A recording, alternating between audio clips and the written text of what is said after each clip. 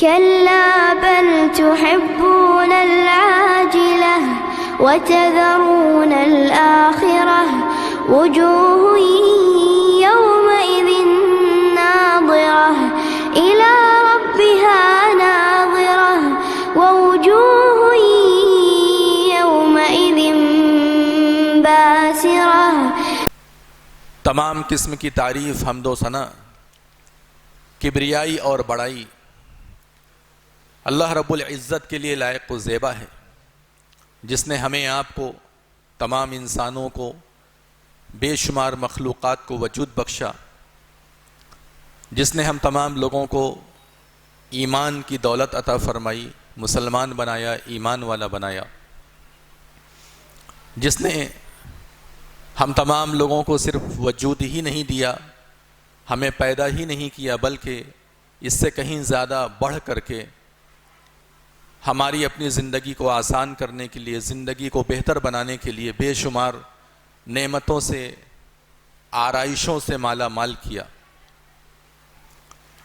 حمد و ثنا کے بعد درود سلام رحمت برکت نازل ہو اس الہ العالمین رب العالمین کے تمام انبیاء اکرام پر، تمام رسولوں پر، تمام نبیوں پر، بالخصوص اس کے سب سے آخری نبی، سب سے آخری رسول، جن کا نام نامی، اسم گرامی احمد مجتبیٰ محمد مصطفیٰ صلی اللہ علیہ وسلم ہے، جن کو اللہ رب العالمین نے اس دنیا کے اندر رحمت للعالمین بنا کر مبعوث کیا، اعلیٰ درجے کا خطاب عطا کیا، جن کو اللہ رب العالمین نے اخلاق کا پیکر بنا کر کے اس دنیا میں مبعوث کیا، جن کی تعلیمات سراسر رشد و ہدایت ہے، جن کی رہبری، جن کی رہنمائی اعلیٰ درجے کی ہے، کامل ہے، جن کی تعلیمات پر چلنے والا اس دنیا میں بھی کامیاب و کامران ہوگا اور آخرت میں تو ضرور بضرور کامیاب اور کامران ہوگا. اللہ تبارک و تعالیٰ اپنے تمام نبیوں پر، تمام رسولوں پر، خاص طور سے اپنے سب سے آخری نبی و رسول احمد مجتبیٰ محمد مصطفیٰ صلی اللہ علیہ وسلم پر درود سلام رحمت برکت نازل فرمائے. اللہم صلی وسلم وبارک علی نبینا محمد وعلی آلہ وصحبہ اجمعین وسلم تسلیما کثیرا. محترم حضرات، جیسا کہ آپ تمام لوگوں کو معلوم ہے، یہ اعلان کیا جا چکا ہے کہ آج کا جو درس ہے اس کا عنوان صلح حدیبیہ کے متعلق ہے. صلح حدیبیہ اور اس سے ہمیں کیا سیکھنے کو ملتا ہے، حاصل ہونے والی تعلیمات، اس موضوع پر آپ کے سامنے آج خطاب ہو رہا ہے. نبی صلی اللہ علیہ وسلم کی سیرت طیبہ یہ ایک مسلمان کی زندگی کا بہت بڑا حصہ ہے. سیرت طیبہ کیا ہے؟ حقیقت میں تو نبی صلی اللہ علیہ وسلم کی زندگی ہے، لیکن ہماری بھی زندگی کا ایک بہت بڑا حصہ اس اعتبار سے کہ ہمیں ہر طرح کے مسائل، ہر طرح کی پریشانیوں اور ہر طرح کی آزمائشوں سے نکلنے کا راستہ ملتا ہے. نبی صلی اللہ علیہ وسلم نے اپنی زندگی میں جیسی زندگی گزاری ہے، جیسے ادوار سے، جیسے دور سے وہ گزرے ہیں، وہ دور، ویسے حالات، ویسی آزمائشیں قیامت تک آتی رہیں گی، قیامت تک آتی رہیں گی. اچھائیاں بھی آتی رہیں گی، جیسے نبی صلی اللہ علیہ وسلم کی زندگی میں اچھائیاں آئیں، جیسے نبی صلی اللہ علیہ وسلم کی زندگی میں آزمائشیں آئیں، اور آپ صلی اللہ علیہ وسلم کے ساتھ رہنے والے صحابہ اکرام جیسے آزمائشوں سے دوچار رہیں، اسی طریقے سے ہر مسلمان اور ہر دور کے مسلمانوں کو اس طرح کی آزمائشوں کا، خوشی و مسرت کا، پریشانیوں کا سامنا کرنا پڑے گا. سیرت طیبہ کا فائدہ کیا ہوتا ہے کہ ہم تمام لوگوں کو صرف سیکھنے کو نہیں ملتا، بلکہ اس کے ساتھ ساتھ اگر آزمائشیں آ رہی ہیں تو ان آزمائشوں سے نکلنے کا راستہ بھی ملتا ہے. جب ہمارا ذہن، ہمارا دماغ کام نہیں کرتا ہے کہ یہاں کیا کرنا چاہیے، یہاں کیسے رہنا چاہیے، یہاں کس طریقے سے زندگی گزارنا چاہیے، ایسے حالات پیدا ہو جائیں تو ہمیں کیا کرنا چاہیے، وہاں آپ کو مکمل رہنمائی ملتی ہے. یہ سیرت طیبہ کا بہت بڑا فائدہ ہے. سیرت طیبہ کو سیکھنے، پڑھنے اور سمجھنے کا یہ بہت بڑا فائدہ ہے۔ نبی صلی اللہ علیہ وسلم کی سیرت تو بہت لمبی ہے، آپ دیکھیں گے تو آپ صلی اللہ علیہ وسلم نے 63 سال کی زندگی پائی۔ حالت اسلام میں اگر آپ دیکھیں تو 23 سال کی زندگی پائی آپ نے۔ اگر آپ کہیں تو یہ بہت مختصر سا وقت ہے۔ نبی صلی اللہ علیہ وسلم کی زندگی کا بہت ہی مختصر سا وقت ہے۔ 63 سال کی زندگی کوئی بہت بڑی زندگی نہیں ہوتی ہے، لیکن ان زندگی میں یعنی اللہ کے رسول صلی اللہ علیہ وسلم کی سیرت طیبہ میں جو ہمیں سیکھنے کو ملتا ہے وہ ایک بہت بڑی اور لمبی مدت اور لمبے زمانے تک کا معاملہ ہوتا ہے، لمبے دور تک کا معاملہ ہوتا ہے، یوں آپ کہہ سکتے ہیں کہ قیامت تک کا معاملہ ہے۔ نبی صلی اللہ علیہ وسلم آخری نبی ہیں، یہ امت آخری امت ہے، قرآن مقدس آخری کتاب ہے، یہ سب کچھ آخری ہے، تو اب ظاہر سی بات ہے کہ یہ دور بھی لمبا چلے گا، قیامت تک اب کوئی نبی آنے والا نہیں، قیامت کب آئے گی وہ اللہ تعالیٰ جانتا ہے۔ تو اتنی لمبی مدت کے لیے آپ کو کہاں سے سیکھنے کو ملے گا؟ سیرت سے آپ کو سیکھنے کو ملے گا، اور آپ جانتے ہیں کہ رسول صلی اللہ علیہ وسلم کی سیرت یہ مکمل ہے، آپ کی سیرت، آپ سے جو کچھ بھی ہمیں سیکھنے کو ملتا ہے وہ مکمل ہے، کامل ہے اور شامل ہے، ہر چیز کا احاطہ کیے ہوئے ہے، کسی بھی چیز سے الگ نہیں ہے۔ اللہ رب العالمین نے قرآن میں جہاں ارشاد فرمایا کہ لَقَدْ كَانَ لَكُمْ فِي رَسُولِ اللَّهِ أُسْوَةٌ حَسَنَةٌ، کہ تم لوگوں کے لیے رسول اللہ صلی اللہ علیہ وسلم کے اندر بہترین نمونہ ہے۔ تو ہر اعتبار سے آپ کی زندگی نمونہ ہے ہمارے لیے۔ محترم بزرگوں اور دوستوں، جیسا کہ ہم نے آپ کے سامنے ذکر کیا، آپ کے سامنے ہم نے بتایا کہ صلح حدیبیہ یہ ہمارا موضوع ہے، آئیے اس پر اب ہم ڈائریکٹلی طور پہ بات کرتے ہیں بلا تاخیر۔ اللہ کے رسول صلی اللہ علیہ وسلم نے ایک مرتبہ خواب میں دیکھا کہ آپ اور آپ کے ہمراہ ایک کثیر تعداد مسلمانوں کی یعنی صحابہ اکرام کی جو کہ عمرہ کرنے کے لیے گئی ہے، یعنی آپ بھی اس میں شامل ہیں اور آپ کے بہت سارے صحابہ اکرام اس میں شامل ہیں۔ یہ چیز آپ کو خواب میں دکھائی دی، تو جب خواب میں آپ کو دکھائی دی، آپ جانتے ہیں کہ انبیاء اکرام کا جو خواب ہوتا ہے وہ کوئی عام خواب نہیں ہوتا، اس کو وحی الہی کہا جاتا ہے۔ انبیاء اکرام کا خواب کیا ہے؟ وحی الہی، اللہ رب العالمین کی جانب سے جو وحی نازل ہوتی ہے اس کا ایک طریقہ ہے۔ کبھی کبھی حضرت جبریل علیہ السلام ڈائریکٹلی آتے ہیں، کبھی کوئی طریقہ، 2-3 طریقے احادیث کے اندر مروی ہیں، اس میں سے ایک طریقہ یہ بھی ہے کہ انبیاء اکرام کو کیا آتا ہے؟ خواب آتا ہے، اور خواب کے ذریعے سے اللہ رب العالمین حکم دیتا ہے۔ تو یہ خواب جب آپ صلی اللہ علیہ وسلم نے دیکھا تو یہ چاہا کہ اس پر عمل کریں۔ آپ صلی اللہ علیہ وسلم تقریباً 1400 صحابہ اکرام کے ہمراہ عمرہ کرنے کے لیے نکلتے ہیں۔ کتنے صحابہ اکرام کے ہمراہ؟ تقریباً کم و بیش 1400 صحابہ اکرام کے ہمراہ عمرہ کرنے کے لیے نکلتے ہیں۔ جانور وغیرہ تیار ہوتے ہیں تاکہ حرم میں جا کر کے قربانی پیش کی جائے اللہ رب العالمین کے سامنے۔ جانوروں کو باقاعدہ نشان دیا گیا، علامت لگائی گئی، کیونکہ آپ جانتے ہیں کہ جانوروں پر جب نشان لگا دیا جاتا تھا، جیسے قلادہ وغیرہ پہنا دیا، قلادہ مطلب گلے میں کچھ پٹا وغیرہ پہنا دیا جائے، تو یہ اس بات کی علامت ہوتی تھی کہ یہ جانور حرم کی طرف جا رہا ہے، قربانی کے لیے جا رہا ہے، تو اس کو کوئی چھیڑتا نہیں تھا، کوئی اس کا شکار نہیں کرتا تھا۔ اور کبھی کبھی ایسا بھی ہوتا تھا کہ جانوروں کو چیر دیا جاتا تھا، یعنی ذرا سا اس میں چیرا لگا دیا جاتا تھا تو خون نکلتا تھا تو وہ ایک نشان بن جاتا تھا۔ یہ بھی اس بات کی علامت ہوتی تھی کہ یہ جانور جو ہے یہ عام جانور نہیں ہے، بلکہ یہ ہدی کا جانور ہے، ہدی یعنی قربانی کا جانور ہے جو کہ حرم کی طرف جا رہا ہے۔ تو شکار وغیرہ کوئی اس کا نہیں کرتا تھا، حتیٰ کہ کفار مشرکین بھی ان جانوروں کی عزت کرتے تھے۔ زمانے جاہلیت میں بھی ایسے جانوروں کی عزت کی جاتی تھی۔ تو جانوروں کو ہمراہ لیا اور اسی طریقے سے صحابہ اکرام کو اپنے ساتھ لیا، اور حضرت ام سلمہ رضی اللہ عنہا نبی صلی اللہ علیہ وسلم کی زوج محترمہ یہ آپ کے ساتھ تھی۔ آپ سفر کے لیے نکلتے ہیں اور اس کے بعد جب نبی صلی اللہ علیہ وسلم مکہ کے قریب پہنچ جاتے ہیں، ایک جگہ ہے غدیر الاشتات کر کے، یہ جگہ حدیبیہ سے ذرا پہلے ہے، حدیبیہ مکہ سے پہلے ہے، اور حدیبیہ سے پہلے غدیر الاشتات ایک جگہ کا نام ہے، وہاں تک آپ پہنچے۔ یہ سب تقریباً آپ سمجھ لیجیے کہ مکہ کے سراؤنڈنگ ہے، مکہ کے آس پاس کے علاقے ہیں، 5-6 کلومیٹر کے آس پاس کے یہ سب علاقے ہیں۔ جب غدیر الاشتات تک نبی صلی اللہ علیہ وسلم پہنچتے ہیں پورے قافلے کے ساتھ، تو کفار مشرکین کو یہ خبر ہو جاتی ہے کہ مسلمان مکہ کے اوپر حملہ کرنا چاہتے ہیں اور حملہ آور ہیں۔ یہ بات ان لوگوں کو پہنچتی ہے، کس کو پہنچتی ہے؟ کفار مشرکین کو۔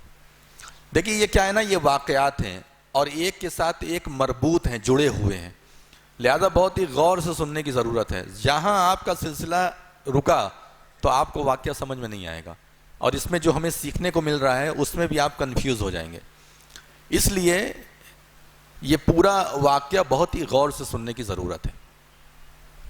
تو ہوا یہ کہ غدیر الاشتات کے بعد جب نبی صلی اللہ علیہ وسلم رک گئے اور ان لوگوں کو پتہ چل گیا کہ یہ لوگ حملہ کرنے کے لیے آنے والے ہیں، تو نبی صلی اللہ علیہ وسلم اور ان کے ساتھیوں کو روکنے کے لیے فوری طور پر مکہ کے اندر عمل یہ ہوتا ہے کہ خالد بن ولید رضی اللہ تعالی عنہ کی قیادت میں جنگجو لوگوں کو اکٹھا کیا جاتا ہے۔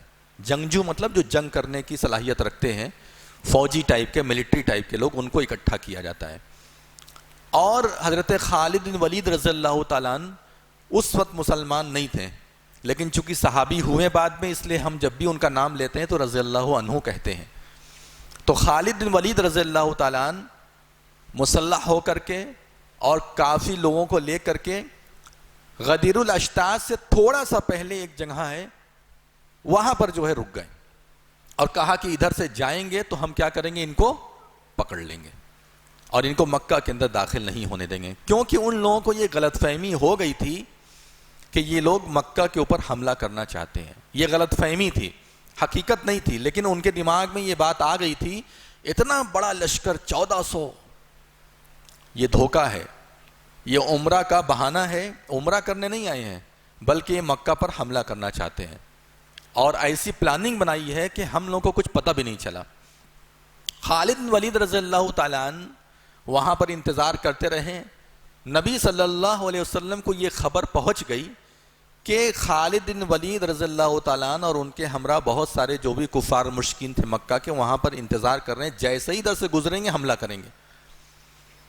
رسول صلی اللہ علیہ وسلم بالکل اس سلسلے میں معصوم، آپ کی ذرہ برابر بھی یہ منشا نہیں تھی کہ ہم لڑائی کرنے آئے، دل سے عمرہ کرنا چاہتے تھے، اللہ کے گھر کی زیارت کرنا چاہتے تھے، جو جانور تھے وہاں قربان کرنا چاہتے تھے، بہت ہی صاف دل لے کر کے آئے تھے، نہ کوئی ایسا ساز و سامان جس سے لگے کہ ایک لشکر حملہ کرنے جب جاتا ہے تو اچھا خاصا ساز و سامان لے کر کے جاتا ہے اپنے پروٹیکشن کے لیے، حفاظت کے لیے، اور اسی طریقے سے تلوار ہے اور نیزے ہیں اور کیا کیا ہوتے ہیں۔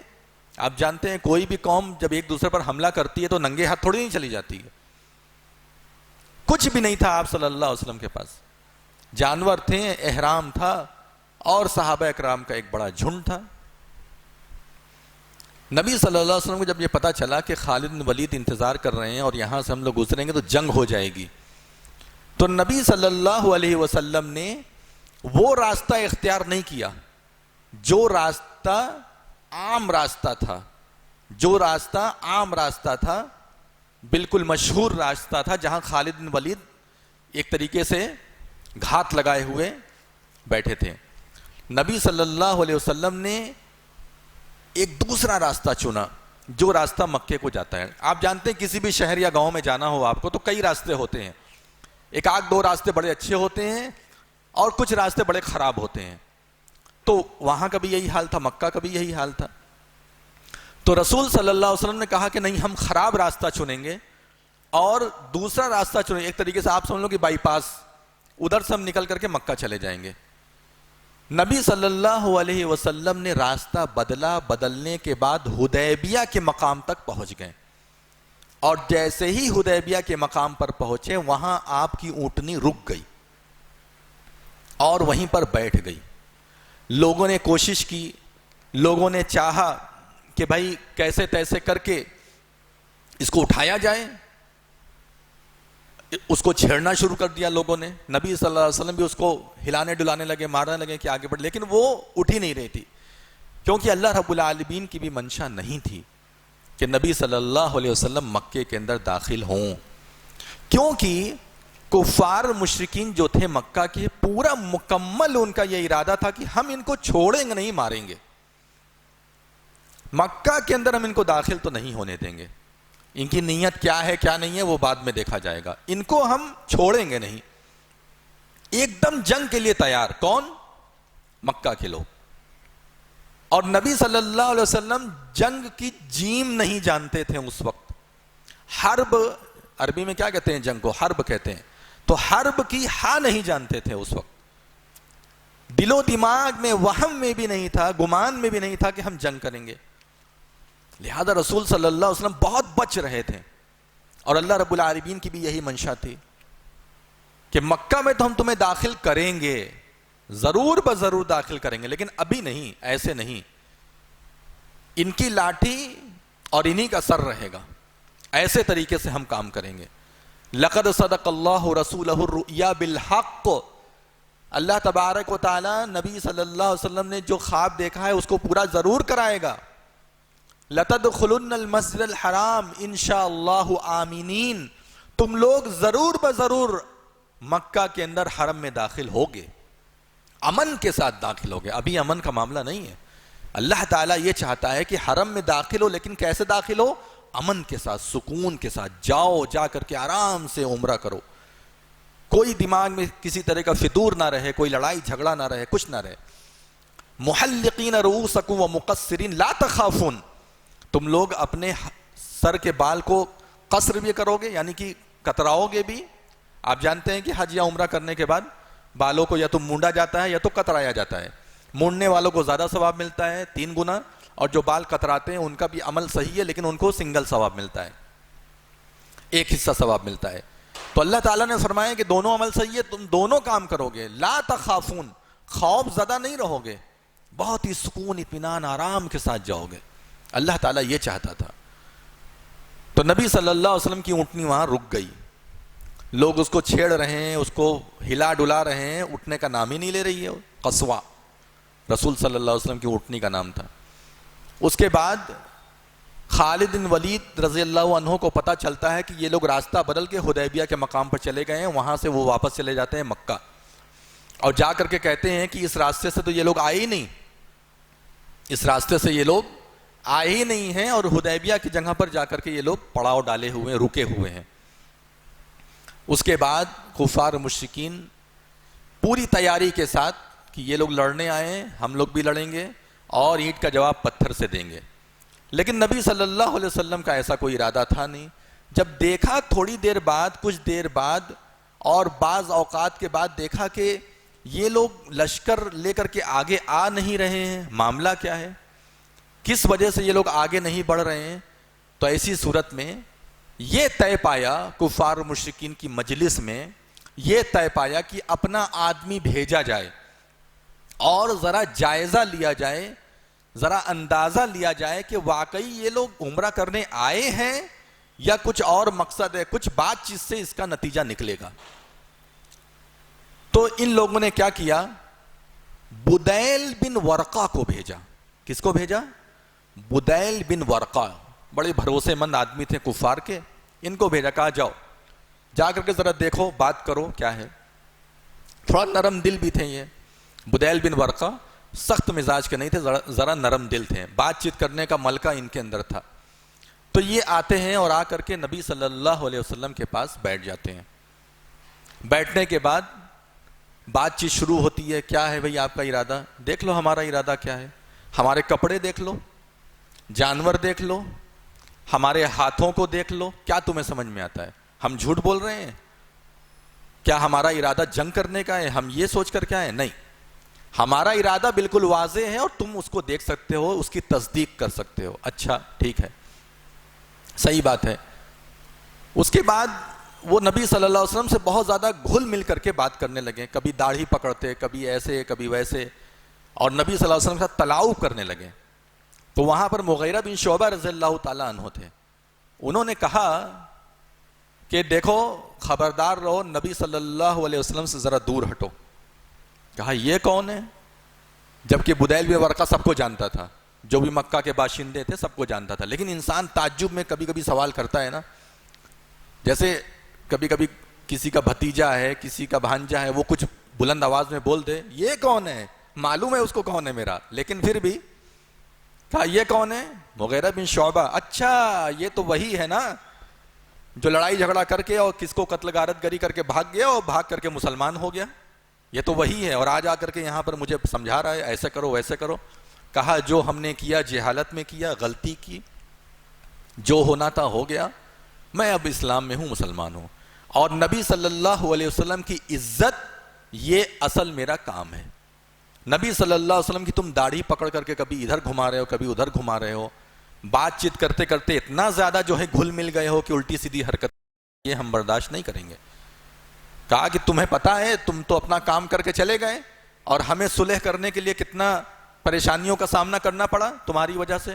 کہا ٹھیک ہے سب اپنی جگہ پر ہے، لیکن تم نبی کے ساتھ بدتمیزی نہیں کر سکتے۔ دیکھا اس نے مسلمانوں کے اعمال کو، مسلمان کیا کر رہے ہیں۔ نبی صلی اللہ علیہ وسلم نے وضو کیا، وضو کے بعد پانی بچ گیا، پورے لوگ دوڑ پڑے، یہ پانی جو بچا ہے ہم لیں گے۔ اتنی عزت، اتنا احترام، وہ مسلمانوں کے اوپر نگاہ رکھا ہوا ہے کہ ان کا سلوک کتنا بہترین ہے اپنے لیڈر کے ساتھ، اپنے نبی کے ساتھ۔ ایسے ہی بہت ساری چیزیں اس نے دیکھا، اور دیکھنے کے بعد پھر وہ واپس آ گیا۔ اس کے بعد اس نے کہا دیکھو ایسا ہے، میں دیکھ کر کے آیا ہوں، بات چیت کر کے آیا ہوں، ان کا ارادہ عمرہ کرنے کا ہے اور اس سے زیادہ کچھ نہیں وہ کرنا چاہتے ہیں، ان کو اجازت دے دو۔ اور میں اللہ کی قسم کھا کر کے کہتا ہوں، اللہ کو تو وہ لوگ مانتے ہی تھے، کفار مشرکین، شرک ضرور کرتے تھے لیکن اللہ پر ایمان بھی تھا ان کا۔ کہا میں اللہ کی قسم کھا کر کے کہتا ہوں، میں نے بڑے بڑے لیڈر کو دیکھا، عمرا کو دیکھا، امیر کو دیکھا، اور اسی طریقے سے بادشاہوں کو دیکھا، لیکن میں نے جو احترام اور جو عزت صحابہ اکرام کو اپنے نبی کے تعلق سے کرتے ہوئے دیکھا ہے، ویسی عزت ویسا احترام میں نے آج تک نہیں دیکھا ہے۔ اور میں یہ بات تم لوگوں کو بتا دینا چاہتا ہوں، اس کی بات مان لو، وہ ہمارے علاقے کا ہے، ہمارے شہر کا ہے، یہ اور بات ہے کہ اس کا دین الگ ہو گیا، وہ چلا گیا یہاں سے، لیکن اس کی بات مان لو۔ نہیں مانو گے، آج نہیں کل اس کی بات سب مانیں گے۔ میں جو دیکھ کر کے آ رہا ہوں وہ بہت ہی غیر معمولی چیزیں ہیں، وہ بہت ہی غیر معمولی چیزیں ہیں، ایسی چیزیں ہم نے اپنی زندگی میں کبھی نہیں دیکھی ہے، اور وہ ایسا لیڈر ثابت ہوگا کہ آج نہیں کل مکہ والے بھی اس کی بات مانیں گے، لہٰذا اس کی بات مان لو۔ کہا نہیں ہم نہیں کرنے دیں گے عمرہ۔ جو بڑے بڑے زعما تھے وہاں کے، کہا نہیں کرنے دیں گے۔ کہا کیوں؟ کہا دیکھو اب حکمت بتا رہے ہیں، سب کچھ سامنے آ گیا نا، اب اس کے بعد حکمت بتا رہے ہیں، وجہ بتا رہے ہیں ہم عمرہ کیوں نہیں کرنے دینا چاہتے ہیں۔ کہا دیکھو ایسا ہے، یہ لوگ بغیر ہتھیار کے مکہ کے اندر داخل ہوں گے، اگر کچھ ہو گیا، ان کا ارادہ نہیں ہے میں مانتا ہوں، لیکن اگر کچھ ہو گیا تو ایسی صورت میں لڑائی جھگڑا ہوگا، مار پیٹ ہوگی، اور یہ لوگ غالب آئیں گے، کیونکہ اس کے پہلے انہوں نے بدر میں ہمیں ہرایا اور احد میں بھی تقریباً ہارے ہی ہیں۔ یہ اور بات ہے کہ کچھ وجہ سے تھوڑا سا پاسا پلٹ گیا، وہ الگ بات ہے، لیکن تقریباً اس میں بھی ہم ہارے ہیں، جنگ احزاب میں ہم ہارے ہیں، سب جنگ میں ہم ہارے ہیں۔ یہ غالب آئیں گے اور ہماری اتنی بڑی بے عزتی ہوگی، ہماری ناک کٹ جائے گی، ہمیں جو ہے پورے قبائل عرب کے تانا دیں گے، کیسا تم لوگ مکہ کے لوگ اپنی بہادری اور شجاعت کا جو ہے چرچا کرتے ہو چاروں طرف گھوم گھوم کر کے، جو میلہ لگتا ہے اوکاز وغیرہ کا میلہ جو لگتا ہے اس میں تم لوگ اپنی شان بخارتے ہو، ہم یہ ہیں ہم وہ ہیں، اور تمہارے گھر میں آئے گھس کر کے مار کر کے چلے گئے۔ اس رسک کو ہم نہیں لینا چاہتے۔ کہا یہ ایک بہت بڑا رسک ہے، کچھ ہوا بھلے ہمارے طرف سے شروعات ہو گئی، ان کے طرف سے شروعات ہو گئی، غالب تو وہی آئیں گے، بھلے وہ ہتھیار والے نہیں ہیں لیکن غالب وہی آئیں گے، جیتیں گے وہی، اور ہماری اتنی بدنامی ہوگی، ہماری اتنی رسوائی ہوگی کہ ہم اس کا ازالہ نہیں کر پائیں گے، لہٰذا ہم کسی بھی صورت میں اس بار نہیں دینا چاہتے ان کو مکہ میں داخلہ، نہیں دینا چاہتے ان کو داخلہ۔ ٹھیک ہے بھائی تمہاری مرضی، وہ ہٹ گئے بدیل بن ورقہ۔ پھر اس کے بعد جو ہے عروہ بن مسعود الثقفی کر کے ایک تھے، وہ بولے تھوڑی دیر کے بعد جب پھر سے سب بات چیت ختم ہو گئی، کچھ وقت گزر گیا، تو وہ ہمت کر کے بولے ایسا ہے مجھے جانے دو، میں ذرا جا کر کے بات کرتا ہوں، ان کو بولوں گا جاؤ تم واپس چلے جاؤ۔ تو عروہ بن مسعود ثقفی کو بولا جاؤ تم بھی ہو کر کے آ جاؤ۔ عروہ بن مسعود ثقفی وہاں جاتے ہیں، اور جانے کے بعد دیکھتے ہیں ان کو بھی نظارہ بالکل صاف سمجھ میں آ رہا ہے، یہ بیچارے مدینہ سے اتنا دور کا سفر کر کے آئے ہیں اللہ کے گھر کی زیارت کرنے کے لیے، خانہ کعبہ بیت اللہ کی زیارت کرنے کے لیے، عمرہ کرنے کے لیے، جانور سامنے ہیں۔ بھائی انسان کتنا بھی سخت دل ہو، باتیں سمجھ میں آتی، ہر انسان کے اندر ایموشن ہوتا ہے، ہر انسان کے اندر جذبات ہوتا ہے، چاہے کتنا بھی ظالم ہو اپنے وقت کا، لیکن ایموشن ہر ایک کے اندر پایا جاتا ہے۔ وہ ایک ترس آ جاتی ہے کہ یہ سب بیچارے 1400 کی تعداد تقریباً اتنا دور سے آئے ہوئے ہیں، جانور سامنے ہیں سب، اور ہم لوگ ان کو مکہ میں داخل نہ ہونے دیں۔ بالکل قریب آ گئے ہیں، یہ بھی نہیں کہ بہت دور ہیں، ایک دم قریب ہیں۔ حدیبیہ کیا ہے، سب مکہ کے علاقے ہیں آج کل کے زمانے میں، کہاں سے ہم ان کو واپس کریں؟ ہمت نہیں ہو پا رہی تھی۔ وہ بھی بات کی ہیں، بات کرنے کے اب آپ ہی سوچو، میں آج کے زمانے کی مثال دوں، اگر کسی کے یہاں لڑائی جھگڑا ہو جائے دو لوگوں کے بیچ میں، ایک شخص جو ہے گھر بار چھوڑ کر کے چلا گیا ہو، پھر اس کے بعد 5 سال 10 سال بعد وہ واپس آ رہا ہو، اگر اس کو روکنے کے لیے لوگ آگے بڑھیں گے تو 4-10 لوگ کھڑے ہو جائیں گے کہ نہیں نہیں مت روکو، چھوڑو جو ہوا ہونے دو۔ جہاں 4-10 اس کو بھگانے کی کوشش کریں گے، مارنے کی کوشش کریں گے، وہیں 4-10 ایسے بھی کھڑے ہو جائیں گے جو کہیں گے نہیں نہیں چھوڑو جو ہوا ہو گیا، اپنے گھر آیا ہے ماں باپ سے ملنے دو وغیرہ وغیرہ۔ تو ہر انسان کے اندر اس طرح کی چیزیں پائی جاتی ہیں۔ تو عروہ بن مسعود ثقفی بھی وہاں پر بیٹھے، 2-4 باتیں انہوں نے بھی کہا، دیکھو عروہ، نبی صلی اللہ علیہ وسلم نے فرمایا کہ ہمارا ارادہ بالکل ظاہر ہے، ہم اتنے زمانے کے بعد اللہ کے گھر کی زیارت کرنے کے لیے آ رہے ہیں۔ کب ہم نے ہجرت کی ہے؟ آج ہجرت کیے کتنے سال ہو گئے ہیں، اس درمیان ہم کبھی نہیں آئے، آج ہمارا دل ہوا ہے ہم آئے ہیں اللہ کے گھر کی زیارت کرنے، کم سے کم ہماری بات کو رکھ لو، ہمیں آنے دو، ہمیں واپس یہاں سے مت جانے دو بغیر عمرہ کیے، بغیر ہمارا مقصد پورا ہوئے ہمیں واپس مت جانے دو۔ تو اس طرح کی عرضی لگائی نبی صلی اللہ علیہ وسلم نے۔ اس کے بعد کہا ٹھیک ہے، گئے، جانے کے بعد کہا دیکھو ہمیں بھی دیکھ کر کے آ گیا سب کچھ، حقیقت یہی ہے کہ ان لوگوں کا کوئی بھی شرپسندانہ یعنی کہ خیال نہیں ہے، وہ کچھ بھی ایسی سوچ یا فکر لے کر نہیں آئے ہیں، وہ لڑائی جھگڑا نہیں کرنا چاہتے ہیں، عمرہ ہی کرنا ان کا مقصد ہے، اور جو نظارہ میں دیکھ کر کے آ رہا ہوں واقعی وہ عمرہ کرنا چاہتے ہیں، ان کا کوئی اور دوسرا ارادہ نہیں ہے۔ اس کے بعد بھی ان لوگوں نے اجازت نہیں دی اور کہا کہ وہی پرانی بات جیسا کہ میں نے ابھی بتائی نا کہ ہماری ناک کٹے گی، کچھ ہو گیا، یہ لوگ غالب آ جائیں گے، جیت جائیں گے اور ہماری ناک کٹے گی، ہم کہاں کہاں تک اس کا ازالہ کریں گے؟ کہا کہ نہیں، ہم لوگ اجازت نہیں دیں گے۔ اس کے بعد یہ طے پایا کہ صلح نامہ لکھایا جائے، اور اس سال ان کو عمرہ کرنے کی اجازت نہیں دی جائے گی، اگلے سال کے لیے ان کو ہم دعوت دے سکتے ہیں کہ اگلے سال آنا ہے تو آ جانا، اس سال تو نہیں دیں گے ہم لوگ، یہ بالکل کنفرم ہے اور طے شدہ بات ہے کہ اس سال ہم آنے نہیں دیں گے مکہ کے اندر، یہ بالکل طے ہے، اس لائن سے ہٹ کر کے تو کوئی بات نہیں ہوگی۔ ہاں صلح نامہ لکھا سکتے ہیں، اگلے سال کے لیے ان کو اجازت دی جا سکتی ہے۔ اس کے بعد اس کے لیے طے کیا گیا سہیل کو، جو کہ بڑے بھروسے مند آدمی تھے، لکھا پڑھی اچھے سے جانتے تھے اور صلح مصالحت کے وقت میں اچھا کردار ادا کرتے تھے، تو ان کو کہا کہ جائیے آپ اور جا کر کے صلح نامہ لکھ لیجئے اور ان کو بول دیجئے اگلے سال آپ آئیے گا حج عمرہ کرنے کے لیے، اور جو بھی پوائنٹس تھے وہ بھی آپ کے سامنے ہم بیان کریں گے۔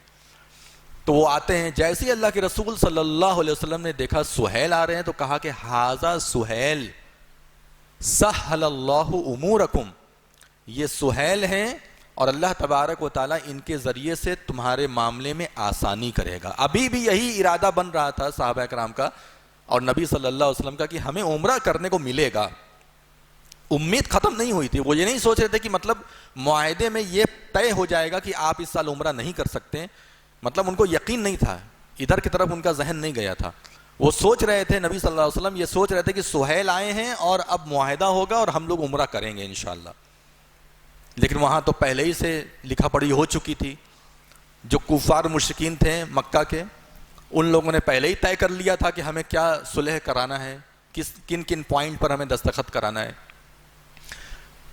تو نبی صلی اللہ علیہ وسلم نے فرمایا کہ حاذا سہیل, یہ سہیل ہیں, سہل اللہ امورکم, اللہ تعالیٰ ان کے ذریعے سے تمہارے معاملے کو آسان کرے گا.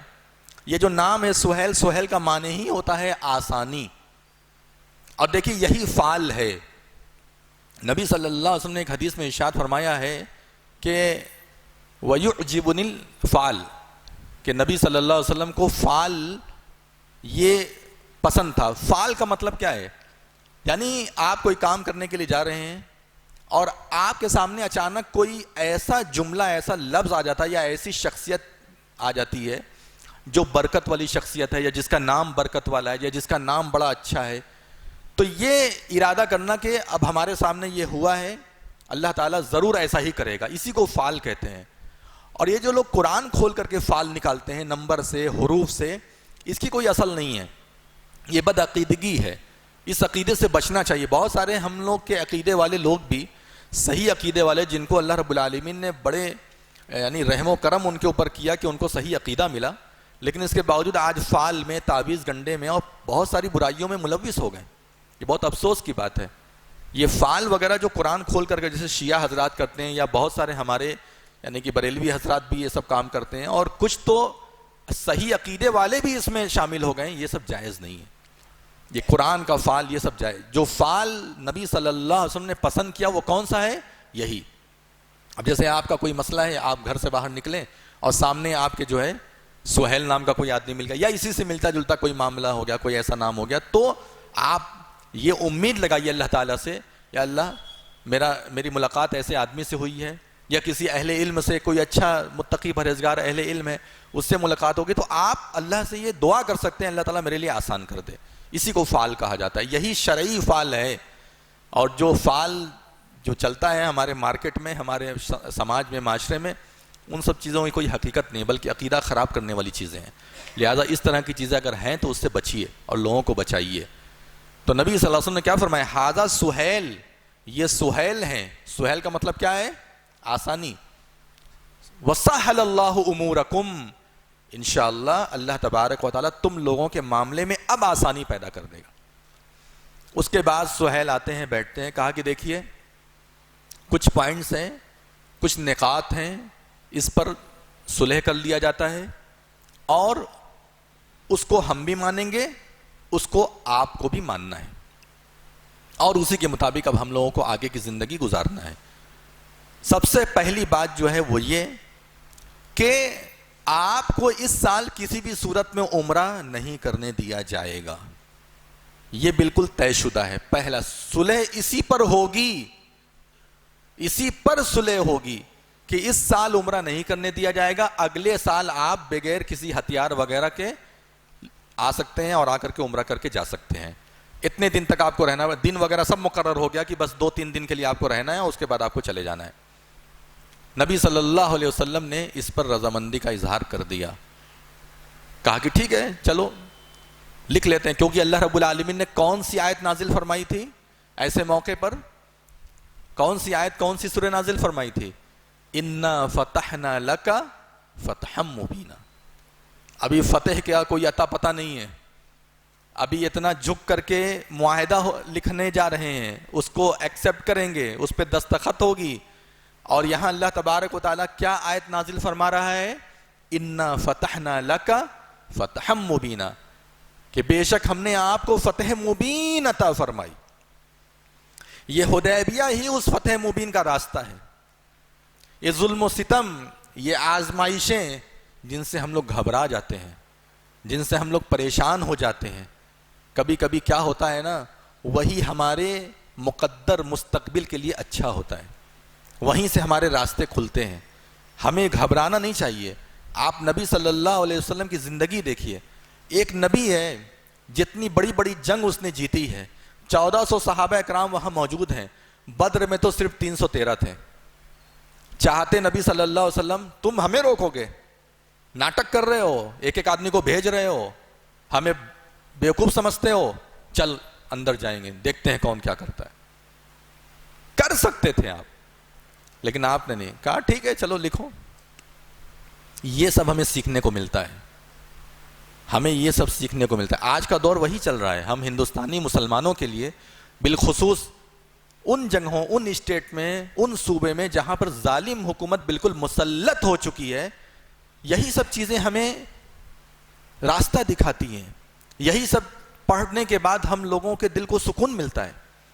یہی سب پڑھنے کے بعد اور سننے کے بعد ہم آزمائشوں سے نکلنے کا راستہ نکالتے ہیں. ورنہ اگر یہ سب چیز ہمیں نہ ملے تو ہم کہاں کے رہیں گے؟ موسیٰ علیہ السلام کا واقعہ پڑھیے, کیسے کیسی زندگی گزاری. عیسیٰ علیہ السلام کو لوگوں نے سولی پر چڑھانے کا ارادہ کر لیا کہ چھوڑیں گے نہیں, سولی پر چڑھا دیں گے. اللہ نے انہیں بچا لیا, سولی پر کوئی اور چڑھ گیا, لیکن ارادہ دیکھیے آپ, نبی کو سولی پر چڑھائیں گے, ارادہ دیکھیے. تو اسی طریقے سے پورے واقعات آپ قرآن کے پڑھتے جائیے, آپ کو سب ایسی چیزیں ملیں گی. نبی صلی اللہ علیہ وسلم نے فرمایا کہ ٹھیک ہے چلو لکھا پڑھی کرتے ہیں. تو نبی صلی اللہ علیہ وسلم نے حضرت علی رضی اللہ تعالیٰ عنہ کو آگے بلایا, کیونکہ ان کو لکھنا پڑھنا اچھا آتا تھا, تحریر وہی کرتے تھے عام طور پر. تو بلایا, کہا کہ لکھو. تو علی رضی اللہ انہوں نے لکھا بسم اللہ الرحمن الرحیم. سب سے اوپر کیا لکھا؟ بسم اللہ الرحمن الرحیم. تو سہیل نے کہا بسم اللہ تو ٹھیک ہے, یہ رحمان رحیم کون ہے؟ یہ رحمان رحیم کون ہے؟ ہم اللہ کو جانتے ہیں, رحمان رحیم کو ہم نہیں جانتے.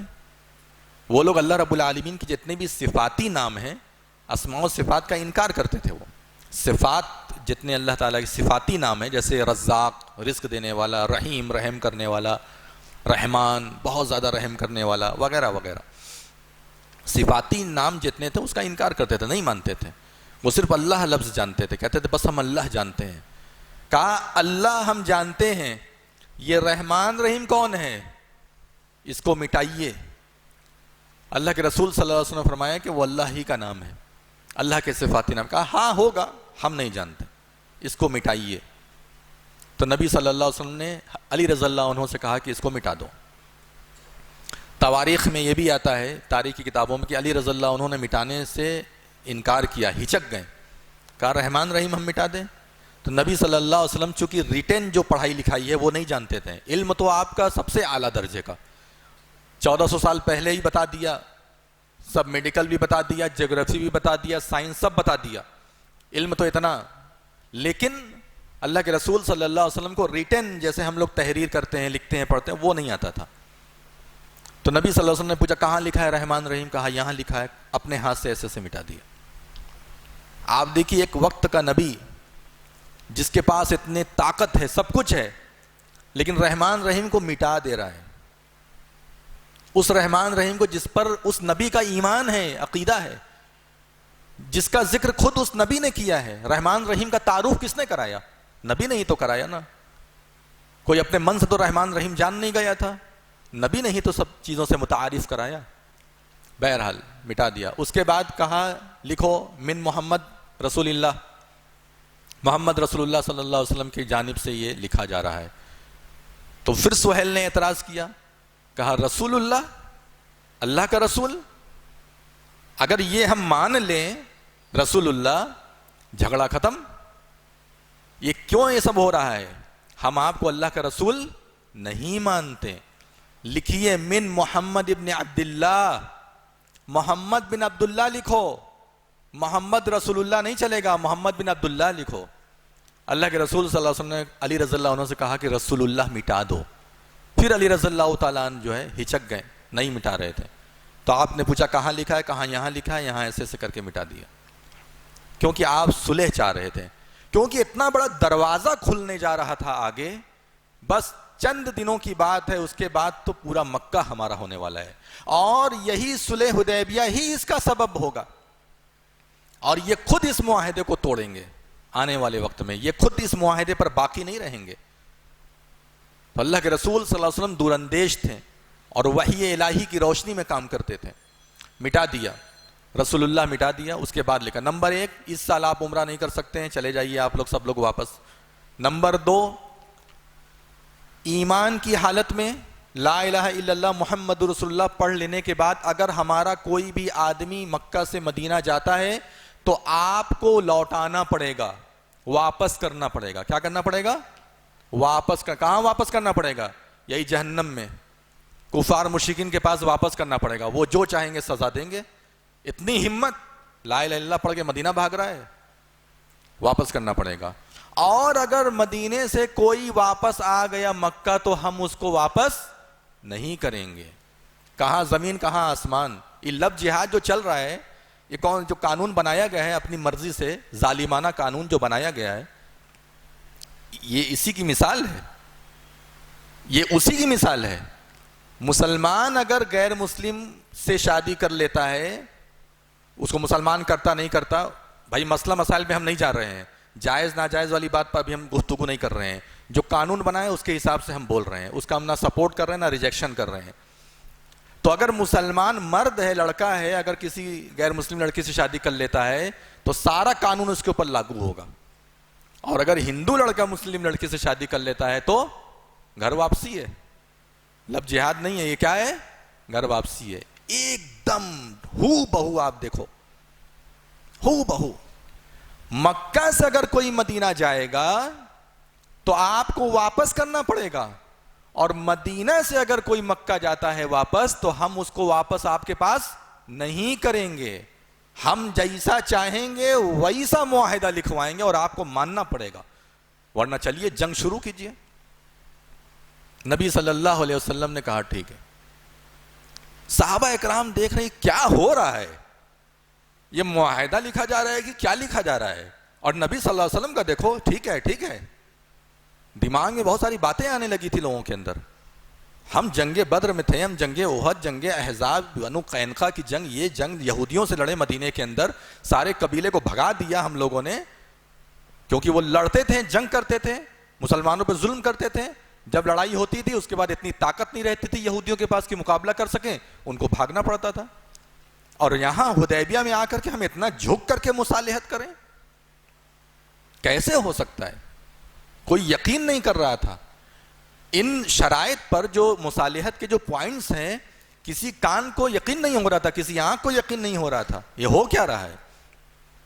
اس کے بعد ابھی یہ لکھا ہی جا رہا تھا کہ ابو جندل رضی اللہ تعالیٰ عنہ، پیر میں بیڑی پڑی ہوئی تھی ان کے، وہ ایمان لے آئے تھے، ان کے گھر والے اور آس پاس پڑوس کے لوگوں نے پیر میں زنجیر باندھ دیا تھا، سکڑی، اور وہ چل نہیں پاتے تھے. میڈک کی طرح اچھل اچھل کر کے وہاں تک آ گئے.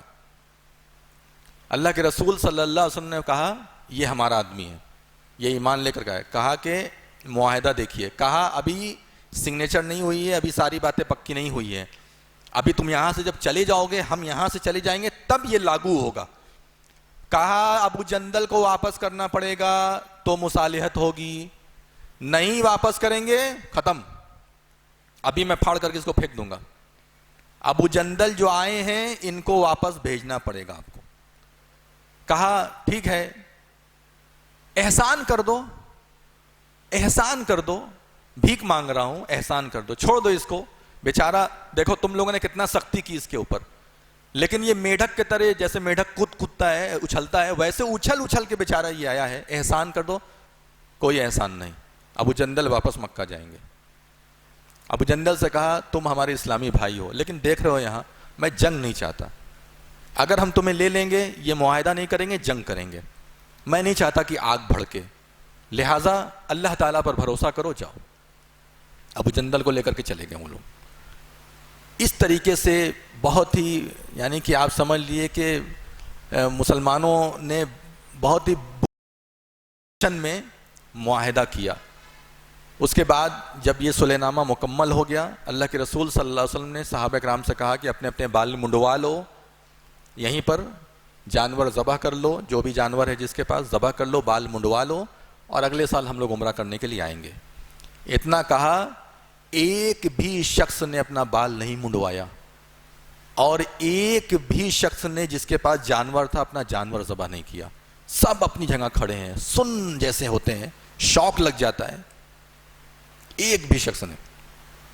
اللہ کے رسول صلی اللہ علیہ وسلم نے دیکھا. یہ دیکھو کہ نبی صلی اللہ علیہ وسلم کی ایک ایک بات پر لوگ کتنا عمل کرتے تھے. ابن عمر رضی اللہ عنہما کے بارے میں آتا ہے بخاری شریف کے اندر، باقاعدہ امام بخاری نے اس کو تعلیقاً شاید ذکر کیا ہے یا سنداً ذکر کیا ہے، کہ ابن عمر رضی اللہ عنہما جب سفر کرتے تھے نبی صلی اللہ علیہ وسلم کے ساتھ تو جہاں جہاں آپ نے استنجا کیا ہے وہ جگہ یاد کرتے تھے، اور جب ادھر سے سفر کرتے تھے اکیلے تو اگر استنجا نہیں بھی لگی ہوتی تھی، پیشاب وغیرہ نہیں بھی لگی ہوتی تھی، تو وہاں اتر کر کے بیٹھ جاتے تھے اور زبردستی کچھ کرتے تھے، صرف نبی صلی اللہ علیہ وسلم کی اطاعت میں، کہ آپ صلی اللہ علیہ وسلم دوران سفر یہاں پر رکے ہیں، یہاں استنجا کیا ہے، ہم بھی یہاں رکیں گے۔ اتنا نقش قدم پر چلنے والے، وضو کا پانی جیسا کہ ابھی ذکر کیا ہم نے، اس کے لیے جھپٹا مارنے والے کہ ہم لیں گے یہ پانی، ہم لیں گے یہ پانی۔ نبی صلی اللہ علیہ وسلم اگر تھوک دیں تو وہاں پر لوگ بیٹھ جائیں، اس کو ملنے لگیں، اور یہاں پر نبی صلی اللہ علیہ وسلم کی کوئی باتیں نہیں سن رہا ہے، کوئی تیاری نہیں ہو رہا ہے اپنا بال موننے کے لیے، جانور ذبح کرنے کے لیے۔ اس کے بعد نبی صلی اللہ علیہ وسلم سیدھے اپنے خیمے میں گئے ام سلمہ رضی اللہ عنہا کے پاس، کہا کہ دیکھو ایسا ایسا ہو رہا ہے، کچھ سمجھ میں نہیں آ رہا ہے، کرے تو کیا کریں؟ تو ام سلمہ رضی اللہ تعالی عنہا نے کہا کہ آپ جائیے، آپ اپنا بال سب سے پہلے مونڈیے اور آپ جانور ذبح کیجئے، دیکھیے سب ایسے ہی کریں گے، آپ کچھ بولیے مت کسی سے کچھ مت کہیے، آپ جائیے، آپ خود اس پر پہلے عمل کیجئے۔ تو رسول صلی اللہ علیہ وسلم باہر آئے اور آنے کے بعد اپنا بال مونڈا، جانور جو تھا اس کو ذبح کیا، پھر دھیرے دھیرے کرتے کرتے سب لوگوں نے اس پر عمل کر لیا۔ ام سلمہ رضی اللہ عنہ نے یہ مشورہ دیا۔ نیک بیوی یہ مشورہ ہے بھائی، کوئی ہنسی کھیل نہیں ہے، نیک بیوی رہے گی تب تو مشورہ دے گی، اور بری بیوی رہے گی تو الٹا آپ ہی کو کوسے گی، کیا ضرورت ہے سب ناٹک کرنے کی، صلح جاؤ جا کے لڑو جھگڑو، کوئی بھی مشورہ دے سکتی ہے، لیکن نیک بیوی نے کیا کہا، آپ جائیے، آپ کریے، آپ کی دیکھی دیکھا سب کریں گے، اور آپ کی دیکھی دیکھا سارے لوگوں نے کیا۔ اس حالت میں مصالحت ہوئی، نبی صلی اللہ علیہ وسلم واپس، یہ لوگ اپنا واپس۔ اس کے بعد جو ہے ابو بصیر رضی اللہ عنہ کر کے ایک صحابی تھے، وہ بھاگ کر کے مدینہ پہنچے، بھاگ کر کے ایمان کی حالت میں، ان کے پیچھے پیچھے آ گئے سب انسپیکٹر لوگ، مشرکین مکہ، CID والے اور کون پہنچ گئے وہاں پر، کہا ہمارا آدمی آیا ہے آپ کے پاس، ابو بصیر نے کہا کہ ہاں میں اپنی مرضی سے آیا ہوں، میں نے ایمان قبول کیا ہے، میں یہیں رہوں گا، تم کون ہوتے ہو لے کر کے جانے والے؟ پھر نبی صلی اللہ علیہ وسلم نے یہ کہا، دیکھو ابو بصیر ہمارے بھائی ہو، لیکن معاہدہ کیا ہے تمہیں معلوم ہے، اب یہ معاہدہ ٹوٹا نہیں ہے، ابھی تھوڑا سمجھداری سے کام کرو۔ ابو بصیر تیار نہیں ہو رہے تھے، اس کے بعد بہرحال کیسے تیسے تیار ہوئے، ان کے ساتھ جانے لگے، لیکن ابو بصیر رضی اللہ عنہ کے دماغ میں چل رہا تھا کہ کیا کریں۔ اس کے بعد جو دو لوگ آئے تھے اس میں سے ایک کے پاس تلوار تھی، تلوار بڑی خوبصورت تھی، تھوڑا لمبی چوڑی تلوار تھی، تو کہا کہ ارے یہ تمہاری تلوار ہے؟ کہا ہاں میری تلوار ہے، بڑی خوبصورت ہے، کہاں سے لیے؟ وہاں سے لیے۔ کیسے اتنا مینٹین کیے ہو؟ ہاں مینٹین بہت اچھی، ارے بڑی خوبصورت۔ اب کسی کو اگر چڑھانا ہو تو اس کی تعریف کر دیجئے، وہ چڑھ جائے گا آسمان پہ، پھر اس سے جو چاہے وہ کروا لیجئے۔ آج کل اسی کو چاپلوسی کہا جاتا ہے، تو اگر کسی سے کچھ کام لینا ہے آپ کو تو آپ اس کو خوب چڑھا دو، جھوٹ موٹ کا چڑھا دو، وہ پاگل ہو جائے گا، نہیں بھی اس کے اندر اچھائی وہ رہے گی نا تو وہ انکار نہیں کرے گا، اچھا ایسا ہے کیا، ہاں صحیح بات ہے، وہ بھی چڑھ جائے گا۔ اور یہی ہوا، کہا ذرا دیکھے تمہاری تلوار تو بڑی خوبصورت ہے، بڑی اچھی ہے، ذرا دیکھیں، ہاں لو دیکھو بڑی اچھی تلوار ہے ہماری، اور لیا، لینے کے بعد ہو گیا۔ اور دوسرا جو تھا وہ بھاگا وہاں سے، اور اس کے بعد ابو بصیر نے کیا کیا، مدینہ نہیں گئے، کہا کہ ہماری زندگی کے ساتھ کھلواڑ کر رہے ہو، میں اپنی مرضی سے ایمان قبول کیا، کیا میں یہاں پر آیا، مجھے زبردستی لے کر کے مکہ جا رہے ہو، ہماری زندگی سے کھلواڑ کرتے ہو، چھوڑیں گے نہیں۔ اس کے بعد وہ مدینہ نہیں گئے، یہ نکل کر کے چلے گئے مدینہ کے جو ساحلی علاقہ، جو سمندر کا علاقہ ہے، ریڈ سی جو ہے، جو مصر اور عرب کے بیچ میں جو سمندر ہے اسے ریڈ سی کہتے ہیں، ادھر چلے گئے۔ بہت سارے ساحلی علاقے جیسے یمبو وغیرہ مدینہ کے اندر، مدینہ سے لگ کر کے ہے، مدینہ کے اندر نہیں ہے، مدینہ سے دور ہے، 150 کلومیٹر 125 کلومیٹر تو دور ہے، تو ادھر کے علاقے میں چلے گئے اور جا کر کے وہیں رہنے لگے۔ ان لوگوں نے کیا کیا، اپنی ایک جمعیت بنا لی، اپنی ایک جماعت بنا لی، اور یہ پھیلا دیا کہ دیکھو جو بھی مکہ میں ایمان لا رہا ہے، کوئی بھی آدمی مدینے مت جانا، مدینے جاؤ گے نبی بھی مجبور ہیں، سونپ دیں گے تمہیں ان لوگوں کے ہاتھ میں، ادھر نہیں جانا، ادھر آ جاؤ، ہم لوگ یہاں ایک نیا بنائیں گے۔ اور ایسا ہی ہوتا تھا، جتنے ایمان لاتے تھے کوئی مکہ میں بھی نہیں رہتا تھا نہ مدینہ میں رہتا تھا، نہ مکہ سے مطلب نہ مدینے سے مطلب، کہاں جاتا تھا؟ سیدھے ادھر پہنچ جاتا تھا۔ اچھے خاصے لوگ ہو گئے۔ اب اس کے بعد کیا ہوا؟ ادھر شام سے، چونکہ شام کا بھی راستہ تھا سیریا، اس کا مکہ و مدینہ جانے کے لیے وہی راستہ تھا، ساحلی علاقہ۔ جنگ بدر کے جو واقعات آپ جانتے ہیں تو ادھری سے نہ قافلہ آ رہا تھا، ادھری سے قافلہ، ابو جہل وغیرہ کا قافلہ ادھری سے آ رہا تھا، جس کی وجہ سے جنگ بدر ہوئی۔ بہرحال تو جب شام سے یہ لوگ آتے ہیں مکہ جانے کے لیے، پکڑ لیتے ہیں، لوٹ پاٹ کر دیتے ہیں، ہمیں بھگائے ہو، ہمیں ہماری زندگی جینے نہیں دیتے ہو۔ اس کے بعد جب ادھر سے آتے مکہ سے شام جانے کے لیے، پکڑ لیتے راستے میں، لڑائی جھگڑا ہوتا خوب۔ اس کے بعد مکہ والے نبی صلی اللہ علیہ وسلم کے پاس پہنچے، اس لائن کو ہٹاؤ، اس لائن کو ہٹاؤ، ختم کرو۔ کون سی لائن ہٹاؤ؟ جو مکہ سے بھاگ کر کے مدینہ جا رہے ہیں اب واپس مت کرو، یہ سب ادھر جو ہے جا کر کے اپنی ایک نئی جماعت بنا لیے ہیں، اور ہمارا جو قافلہ گزرتا ہے تو اس سے مار پیٹ کرتے ہیں، ہم لوگ کی زندگی حرام ہے، پورا پورا قافلہ لوٹ لیتے ہیں یہ سب، اور جتنا کھانے پینے کا سامان ہے سب لوٹ لیتے ہیں۔ اتنی زیادہ تعداد ہو گئی ان لوگوں کی، لہذا ان لوگ کو آپ مدینہ بلا لو، آرام سے رہو سہو، یہ والا پوائنٹ ہٹا لو۔ ٹھیک ہے بھائی، یہ پوائنٹ ہٹا لو۔ ایک ایک کر کے خود اپنے جال میں پھنسنے لگے۔ اچھا، ایک اور اس میں ایک معاہدے میں ایک اور پوائنٹ تھا کہ جن جن قبیلوں کو مشرکین کے ساتھ ہونا ہے وہ ان کے ساتھ ہو جائیں، اور جن جن قبیلوں کو کفار کے ساتھ ہونا ہے ان کے ساتھ ہو جائیں، اور مسلمانوں کے ساتھ جن کو ہونا ہے وہ مسلمانوں کے ساتھ ہو جائیں۔ تو بنو خزاعہ ایک قبیلہ تھا مکہ کا، وہ مسلمانوں کے ساتھ ہو گیا، یعنی مسلمانوں کا حلیف ہو گیا۔ حلیف مطلب ہوتا ہے دوست، دوست قبیلہ۔ اور بنو بکر ایک قبیلہ تھا، وہ قبیلہ کس کے ساتھ ہو گیا؟ مشرکین کے ساتھ، وہ ان کا حلیف ہو گیا، اور ایک دوسرے کے دونوں دشمن۔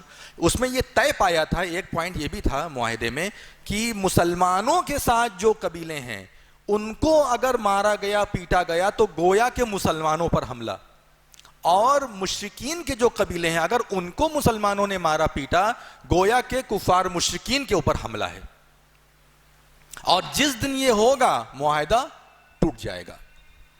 ہوا کیا؟ بنو خزاعہ کے اوپر ایک بار بنو بکر کے لوگوں نے حملہ کر دیا، اور جب بنو بکر کے لوگوں نے حملہ کیا بس یہیں سے معاہدہ ٹوٹا۔ نبی صلی اللہ علیہ وسلم کے پاس لڑائی جھگڑا زیادہ ہوا، اس میں ایک آدمی کا قتل ہو گیا بنو خزاعہ کے، اور یہاں معاہدہ ٹوٹ گیا۔ تقریباً 2 سال لگا، معاہدہ ٹوٹ گیا۔ معاہدہ ٹوٹنے کے بعد نبی صلی اللہ علیہ وسلم نے کہا بس اب ہو گیا، ہم نے ختم کیا نہیں معاہدہ، ہم نے توڑا نہیں، انہوں نے شروعات کی، انہوں نے مار دیا ہمارے حلیف قبیلے کے آدمی کو، اب وہاں سے نبی صلی اللہ علیہ وسلم فتح مکہ کے لیے نکلتے ہیں۔ ایک بڑا جم غفیر مسلمانوں کا، بڑے صحابہ اکرام پر مشتمل، نکلتے ہیں، اور نکلنے کے بعد مکہ میں جاتے ہیں، اور اس کے بعد فتح مکہ کے واقعات الگ واقعات ہیں۔ مختصر میں بس یہی ہے کہ نبی صلی اللہ علیہ وسلم وہاں پہنچے جانے کے بعد سب کو امان دے دی، 2-4 لوگوں کا نام لیا، کہا کہ ان کو مت چھوڑنا، بہت انہوں نے پریشان کیا ہے، سب کو امان دے دی۔ کہا کہ جو میہانی کے گھر گیا وہ امان میں، جو ابو سفیان کے گھر، چونکہ ابو سفیان مسلمان ہو گئے تھے، راستے میں ہی جب جا رہے تھے مکہ کی طرف فتح مکہ کے لیے تو اسی دوران وہ مسلمان ہو گئے تھے، کہا جو ان کے گھر گیا وہ مسلمان ہو گیا۔ اس کے بعد اللہ کے رسول صلی اللہ علیہ وسلم نے فرمایا لا تثریب علیکم اليوم یغفر اللہ لکم، آج تم لوگوں پر کوئی سرزنش نہیں ہے، اللہ تبارک و تعالیٰ تم لوگوں کو معاف کرے۔ بہرکیف یہ اتنا لمبا واقعہ ہم نے آپ کے سامنے ذکر کیا۔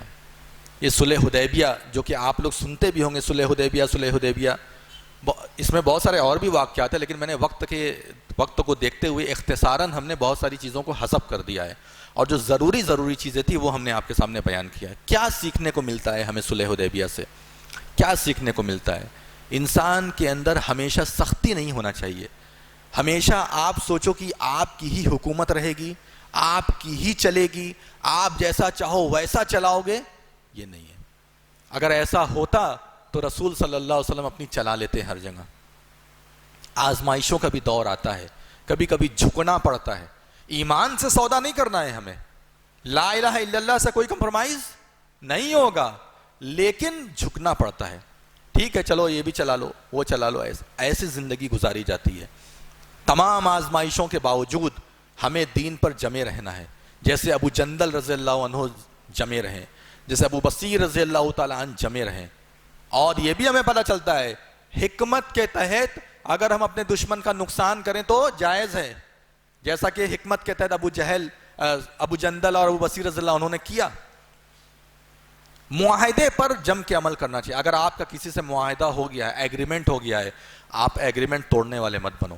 نبی صلی اللہ علیہ وسلم نے کتنا لمبا انتظار کیا لیکن کبھی معاہدے کو توڑا نہیں۔ یا ایھا الذین آمنوا اوفوا بالعقود، اے ایمان والو جو وعدہ کرتے ہو، جو معاہدہ کرتے ہو اس کو پورا کرو۔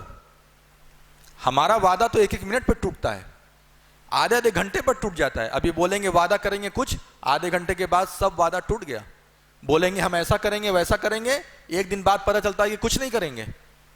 وعدہ مت کرو، معاہدہ مت کرو، اگر کرو تو اس پہ جمو، جیسے نبی صلی اللہ علیہ وسلم جمے رہے۔